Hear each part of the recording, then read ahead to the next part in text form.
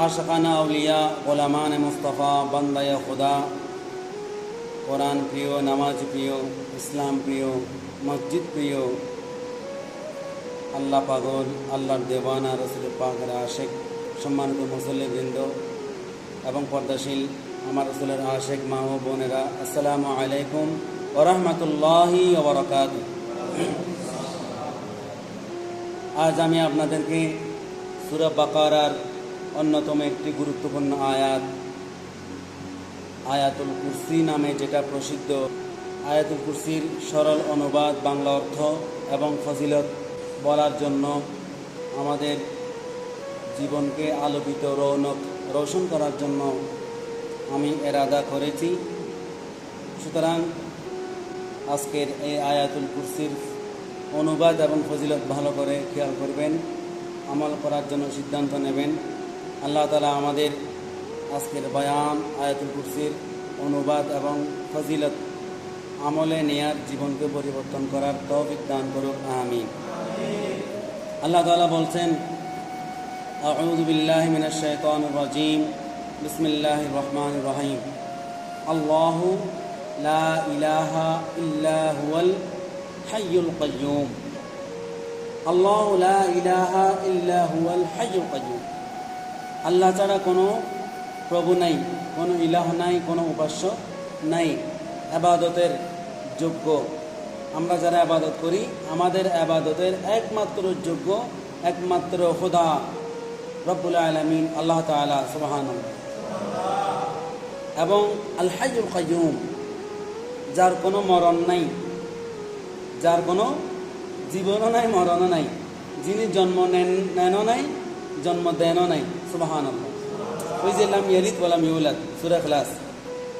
যিনি জন্ম নেন নাই, কাউকে জন্ম দেনও নাই।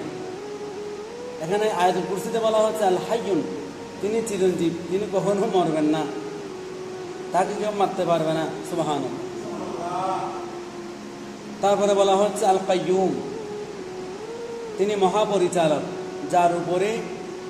যার উপরে আর কোনো পরিচালক নাই, সুবহানাল্লাহ। এরপরে বলা হচ্ছে লা তাখুযুহু সিনাতুন ওয়ালা নাওম, তিনি এমন আল্লাহ, তিনি এমন পালনকর্তা, এমন প্রভু রব্বে করিম, যাকে তন্দ্রা এবং নিদ্রা অর্থাৎ জিমানি এবং ঘুম কোনোটাই আমার আল্লাহর দরকার হয় না, সুবহানাল্লাহ। লাহু মা ফিস সামাওয়াতি ওয়া মা ফিল আরদি, আসমান এবং জমিনে যত কিছু আছে, যত কিছু থাকবে কিয়ামত পর্যন্ত, সব কিছু আমার আল্লাহর জন্য, সুবহানাল্লাহ।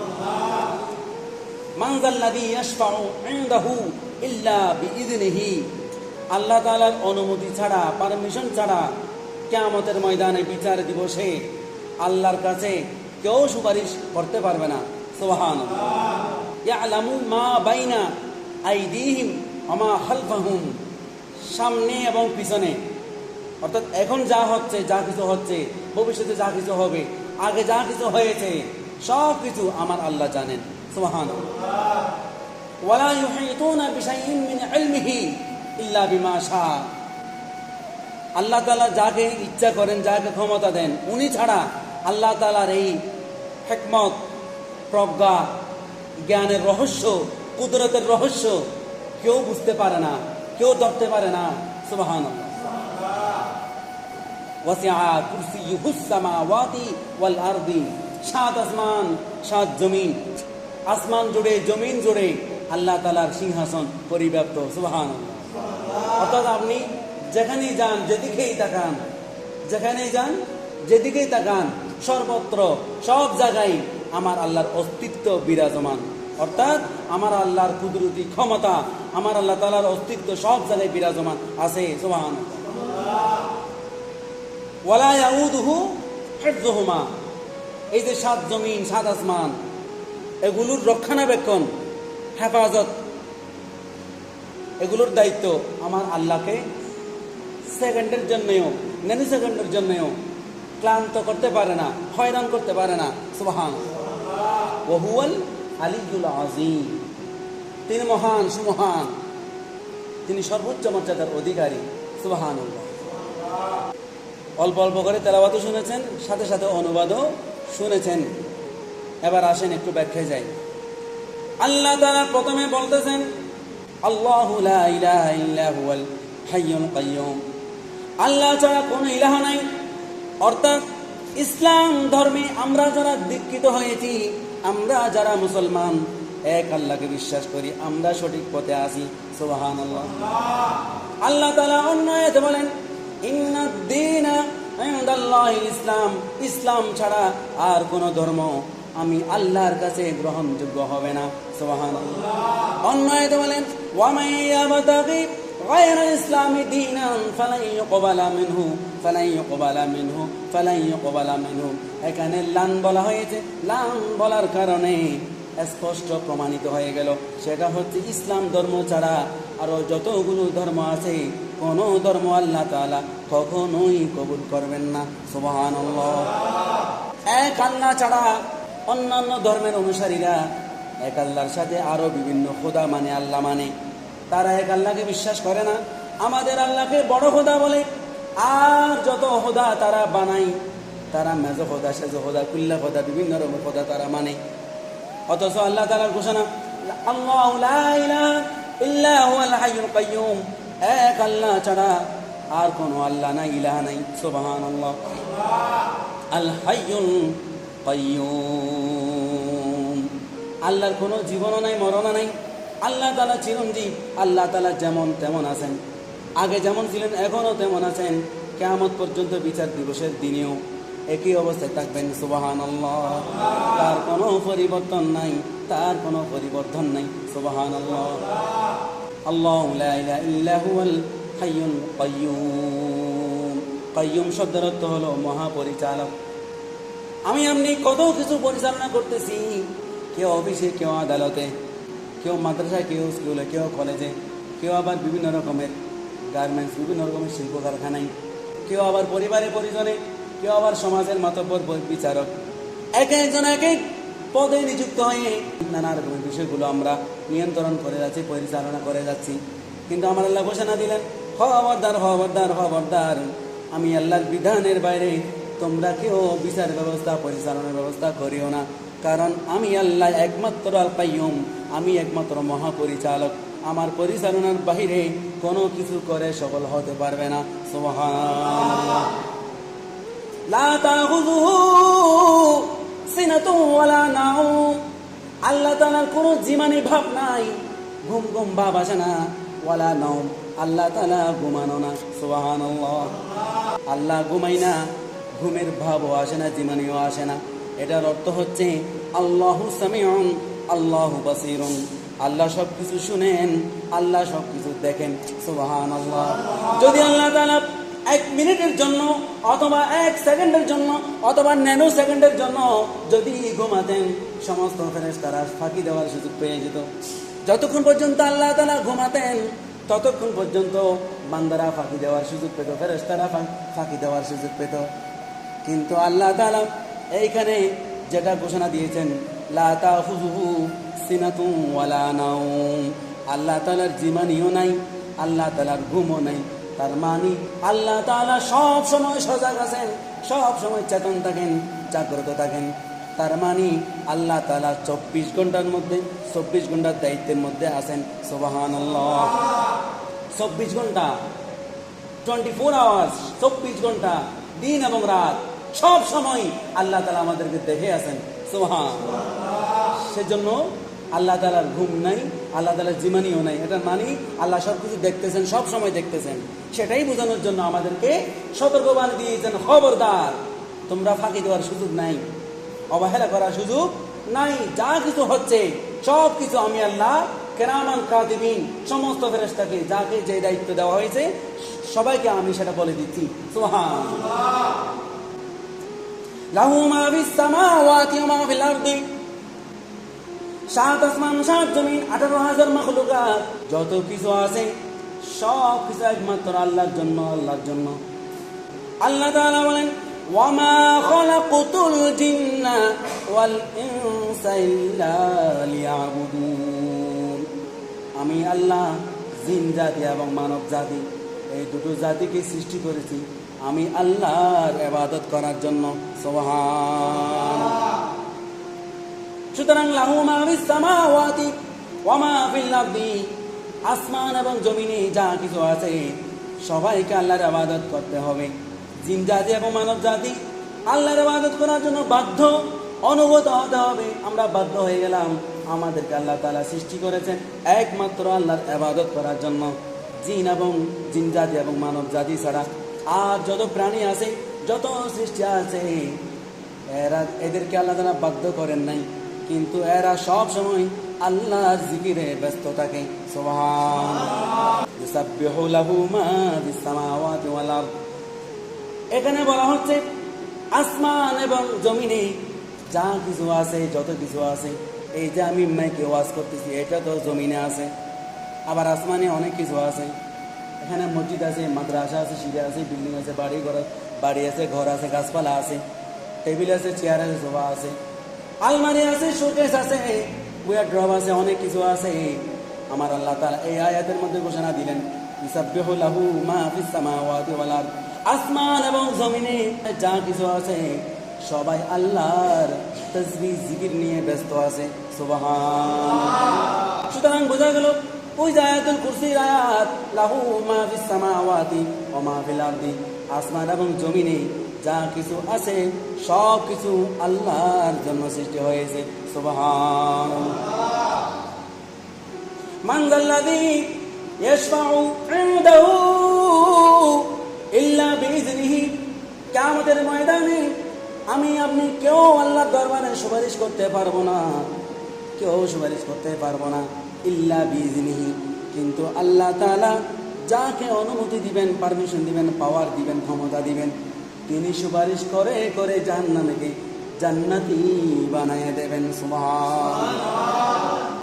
এই যে এখানে বলা হচ্ছে মান যাল্লাযী ইয়াশফাউ ইনদাহু ইল্লা বিইজনিহি, আল্লাহর অনুমতি ছাড়া কেউ সুপারিশ করতে পারবে না। তার মানে আল্লাহর অনুমতি পেয়ে সুপারিশ করতে পারবে। প্রমাণ হয়ে গেল আল্লাহ তাআলা তার প্রিয় বান্দাদেরকে, তার পছন্দের মানুষগুলোকে সুপারিশ করার ক্ষমতা দিবেন, অনুমতি দিবেন, সুযোগ দিবেন। সুবহান। এই আয়াতের ব্যাখ্যা করতে গিয়ে আমার রাসূল নিজেই মুফাসসির হয়ে তাফসীর করতে গিয়ে কিছু কিছু হাদিসের মধ্যে বলেছেন যারা কোরআনের হাফেজ তারা সুপারিশ করবে। কেমন সুপারিশ? আপনার পরিবারে শতকরা 100% নিশ্চিত, 100% গ্যারান্টি জাহান্নামী, এইরকম 10 জনকে বেছে বেছে কোরআনের হাফেজ উনি 10 জন নিশ্চিত জাহান্নামীকে সুপারিশ করে জান্নাতি বানিয়ে দেবেন। সুবহানাল্লাহ। তাহলে বোঝা গেল আল্লাহ তাআলা আমার রাসূলকে সবার আগে সুপারিশ করার ক্ষমতা দিবেন। সুবহানাল্লাহ। অন্য হাদিসে আমার রাসূল বলেছেন কোরআন এবং রোজা, কোরআন এবং রোজা, যারা রোজা রাখে তাদের রোজা, যারা রমজান মাসে কোরআন তেলাওয়াত করে তাদের কোরআন তেলাওয়াত এবং রমজান মাসের রোজা তাদেরকে সুপারিশ করে জাহান্নামের দিকে জান্নাতে নিয়ে যাবে। সুবহানাল্লাহ। এভাবে বিভিন্ন হাদিস আছে। এরপরে বলা হচ্ছে ইয়ালামু মা বাইনা আইদিহিম ওয়া মা খালফাহুম, আগে যা কিছু হয়েছে, এখন যা কিছু হচ্ছে, ভবিষ্যতে যা কিছু হবে, আমার আল্লাহ তাআলা সব কিছু জানেন। সুবহানাল্লাহ। আপনি গোপনে করেন, ওপেনে করেন, প্রকাশ্যে করেন, অপ্রকাশ্যে করেন, লুকিয়ে লুকিয়ে করেন, সবার সামনে করেন, যেভাবে আপনি করেন না কেন কোনো কিছু আমি আল্লাহর কাছে গোপন থাকে না। সুবহানাল্লাহ। সূরা আলে ইমরানের প্রথম পৃষ্ঠায় আমার আল্লাহ তাআলা বলেন ইন্নাল্লাহা লা ইয়াখফা আলাইহি শাইউন ফিল আরদি ওয়ালা ফিস সামা, জমিন এবং আসমানে যা কিছু আছে, যা কিছু হবে, সব কিছু আল্লাহর কাছে সুস্পষ্ট, কোনো কিছু গোপন নাই। সুবহানাল্লাহ। সূরা আলে ইমরানে বলা হচ্ছে কোনো কিছু গোপন নাই, আর আয়াতুল কুরসিতে বলা হচ্ছে সব কিছু আমার আল্লাহ জানেন। সুবহানাল্লাহ। ওয়ালা ইউহিতুনা বিশাইইন মিন ইলমিহি ইল্লা বিমা শাআ, এরপরে বলা হচ্ছে ওয়াসিআ কুরসিয়ুহুস সামাওয়াতি ওয়াল আরদ, আসমান জুড়ে, পৃথিবী জুড়ে, জমিন জুড়ে সব জায়গায় আল্লাহর সিংহাসন এবং আল্লাহর ক্ষমতা বিরাজমান। সুবহানাল্লাহ। আসমানের দিকে তাকান, সেখানেও আল্লাহর ক্ষমতা, জমিনের দিকে তাকান, সেখানেও আল্লাহর ক্ষমতা। আমরা জানি গাছের সবুজ পাতার অক্সিজেন ছাড়া আমরা বাঁচতে পারি না, কিন্তু আমাদের নবী মুহাম্মদ রাসূলুল্লাহ সাল্লাল্লাহু আলাইহি ওয়াসাল্লাম উম্মত হওয়ার জন্য হযরত ঈসা নবী দোয়া করেছিলেন। আমার আল্লাহ তাআলা ঈসা নবীর দোয়া কবুল করে আমাদের নবীর উম্মত বানানোর জন্য এখনও চতুর্থ আসমানে হযরত ঈসা নবীকে জীবিত রেখেছেন গাছের সবুজ পাতার অক্সিজেন ছাড়া। সুবহানাল্লাহ। গাছের সবুজ পাতার অক্সিজেন ছাড়া কেউ বাঁচতে পারে না। এই জন্য বৈজ্ঞানিকরাও পরামর্শ দেয় এবং আলেম ওলামারাও, কোরআন যারা ভালো বোঝেন ইনারাও পরামর্শ দেন যে আপনার বাড়ির চতুর্পাশে যতটুকু সম্ভব বেশি বেশি গাছ লাগান, পরিবেশ সুন্দর করেন, পরিবেশ বাঁচান। একটা গাছ কাটলে 5টা গাছ রোপণ করেন। ওয়ালা ইয়াউদুহু হিফযুহুমা। আসমান এবং জমিন এগুলো রক্ষণাবেক্ষণের দায়িত্ব আমার আল্লাহ নিজেই পালন করেন। এই দায়িত্ব আল্লাহ তাআলাকে 1 সেকেন্ডের জন্য ক্লান্ত করতে পারে না। সুবহানাল্লাহ। আমরা তো 2 কেজি বাজার থেকে আনার পরে বাসায় সারাই ফেলি, ক্লান্ত হয়ে যায়, আরো বলে যে 1 গ্লাস লেবু শরবত বানাই দেন। আর আল্লাহ তাআলা 7 আসমান 7 জমিন 24 ঘন্টা 1 সেকেন্ডের জন্য ঘুমাই না, তন্দ্রা আসে না, ঘুমের ভাব আসে না, ঘুম আসে না। সব সময় আমার আল্লাহ তাআলা 7 আসমান 7 জমিনের রক্ষণাবেক্ষণ হেফাজত করে যাচ্ছেন। 1 সেকেন্ডের জন্যও, সেকেন্ড তো দূরের কথা, ন্যানো সেকেন্ডের জন্যও আমার আল্লাহ তাআলা ক্লান্ত হয় না। সুবহানাল্লাহ। ওয়া হুয়াল আলিয়্যুল আযীম। তিনি মহান, তিনি সর্বোচ্চ মর্যাদার অধিকারী। আল্লাহ তাআলা আয়াতুল কুরসির অনুবাদ আমলে নিয়ে তৌফিক দান করুন। আমিন। সালাতুন ইয়া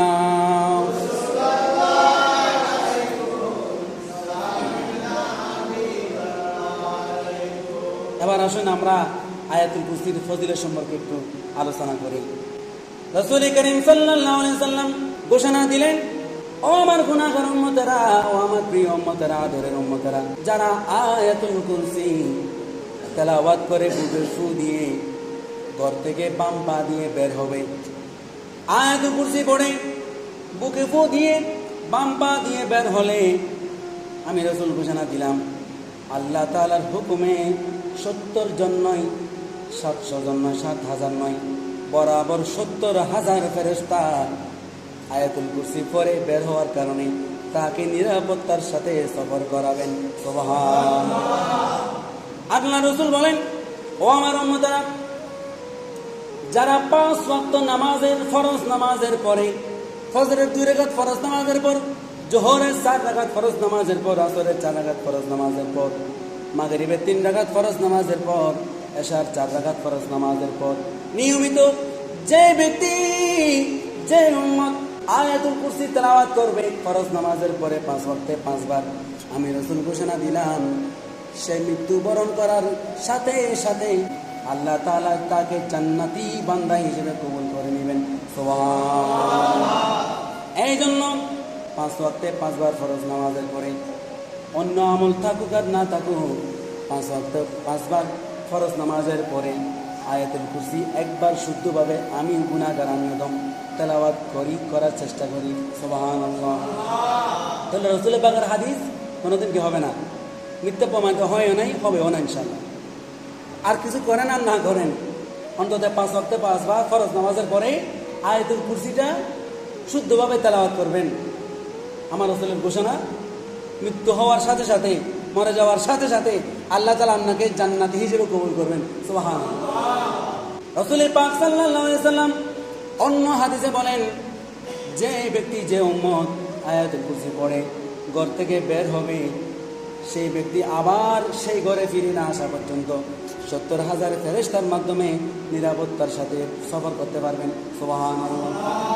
অন্য হাদিসে বলেন, আমার যে উম্মত, যে বান্দা আয়াতুল কুরসি পড়ে বুকে ফু দিয়ে ডান পা দিয়ে ঘরে প্রবেশ করবে, আগে বলেছি ঘর থেকে বের হওয়া, এখন বলা হচ্ছে ঘরে ঢোকার বিষয়, যে আল্লাহ তাআলার যে বান্দা, আমার যে উম্মত আয়াতুল কুরসি তেলাওয়াত করে বুকে ফু দিয়ে ডান পা দিয়ে ঘরে প্রবেশ করবে, ওই ঘর থেকে বলা মুসিবত দূর হয়ে যাবে, পাশাপাশি অভাব, গরিবী হালত, অসহায়ত্ব দূর হয়ে যাবে। সুবহানাল্লাহ। আয়াতুল কুরসি পড়ে ঘর থেকে বের হবেন, নিরাপত্তা নিশ্চিত। আবার আয়াতুল কুরসি পড়ে বুকে ফু দিয়ে ডান পা দিয়ে ঘরে ঢুকবেন, আপনি আস্তে আস্তে ধনী হয়ে যাবেন। সুবহানাল্লাহ।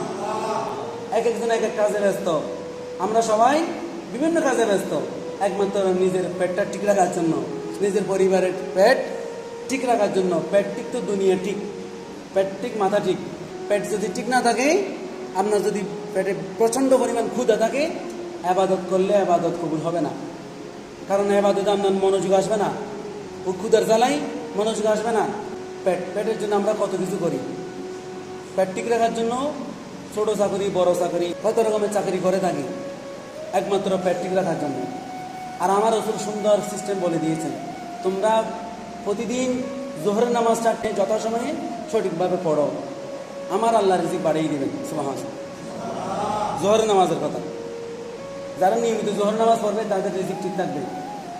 আবার যারা নিয়মিত আয়াতুল কুরসি পড়ে পড়ে মসজিদে ঢুকবে, আয়াতুল কুরসি পরে ঘরে ঢুকবে, আয়াতুল কুরসি পরে অফিসে ঢুকবে, আয়াতুল কুরসি পরে আপনি যেখানেই ঢুকেন না কেন, নাপাক জায়গা ছাড়া পবিত্র জায়গায় ঢুকার সময় আপনি যদি আয়াতুল কুরসি পরে ঢুকেন, আপনার রিজিকের ব্যবস্থা আল্লাহ তাআলা করে দিবেন। সুবহানাল্লাহ। ওই যে আপনি পেটের জন্য যুদ্ধ করতেছেন, পেটের ব্যবস্থা আল্লাহ করে দিবেন। সুবহানাল্লাহ। তো যাই হোক, আল্লাহ তাআলা আমাদের আজকের আশা বসা আয়াতুল কুরসির ফজিলত, তেলাওয়াত, অনুবাদ সব কিছু কবুল করে নিক। আমিন। সালাতুন ইয়া